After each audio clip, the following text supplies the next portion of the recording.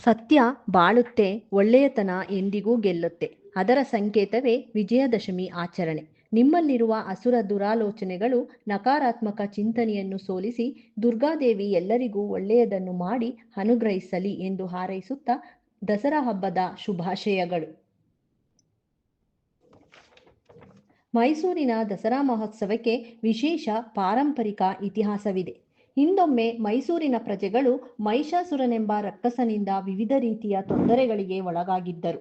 ದೇವಾನುದೇವತೆಗಳಿಂದ ಮಹೋನ್ನತ ವರವನ್ನು ಪಡೆದಿದ್ದ ಮಹಿಷಾಸುರನು ಗರ್ವದಿಂದ ಎಲ್ಲರಿಗೂ ತೊಂದರೆ ಕೊಡುತ್ತಿದ್ದ. ಆಗ ಮೈಸೂರಿನ ಪ್ರಜೆಗಳು ತಾಯಿ ಚಾಮುಂಡೇಶ್ವರಿಯನ್ನು ಪ್ರಾರ್ಥಿಸಿ ಮಹಿಷಾಸುರನ ಉಪಟಳದಿಂದ ಪಾರು ಮಾಡುವಂತೆ ಕೇಳಿಕೊಳ್ಳುತ್ತಾರೆ. ಪ್ರಜೆಗಳ ಅಳಲನ್ನು ಆಲಿಸಿದ ತಾಯಿ ಚಾಮುಂಡೇಶ್ವರಿಯು ಮಹಿಷಾಸುರನನ್ನು ಸಂಹರಿಸಿ ಪ್ರಜೆಗಳನ್ನು ಕಾಪಾಡುತ್ತಾಳೆ.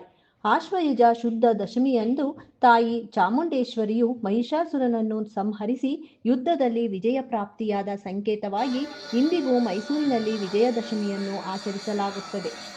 ಹಿಂದೂ ಧರ್ಮದಲ್ಲಿ ದುರ್ಗಾದೇವಿಯು 9 ಅಭಿವ್ಯಕ್ತಿಗಳು. ಈ ಅಭಿವ್ಯಕ್ತಿಗಳು ವಿಶೇಷವಾಗಿ ನವರಾತ್ರಿ ಹಬ್ಬದ ಸಮಯದಲ್ಲಿ ಪೂಜಿಸಲ್ಪಡುತ್ತಾರೆ. ಅಲ್ಲಿ ಪ್ರತಿ ರಾತ್ರಿಯೂ ಕ್ರಮವಾಗಿ 9 ರೂಪಗಳನ್ನು ಪೂಜಿಸಲಾಗುತ್ತದೆ. ದುರ್ಗಾದೇವಿಯ 9 ರೂಪಗಳು ಶೈಲಾಪುತ್ರಿ, ಬ್ರಹ್ಮಚಾರಿಣಿ, ಚಂದ್ರಘಂಟ, ಕೂಷ್ಮಾಂಡ, ಸ್ಕಂದಮಾತಾ, ಕಾಳರಾತ್ರಿ, ಕಾತ್ಯಾಯನಿ, ಮಹಾಗೌರಿ ಮತ್ತು ಸಿದ್ಧಿದಾತ್ರಿ.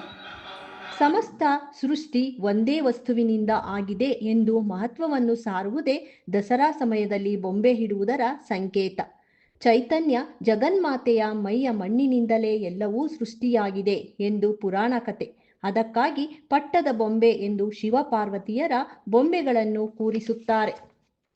ನಮ್ಮ ದೇಶದ ಪೌರಾಣಿಕ ಹಿನ್ನೆಲೆ, ಕಲೆ, ಸಂಪ್ರದಾಯ, ಜನಜೀವನವನ್ನು ದಸರಾ ಬೊಂಬೆಗಳು ಸಾರುತ್ತವೆ.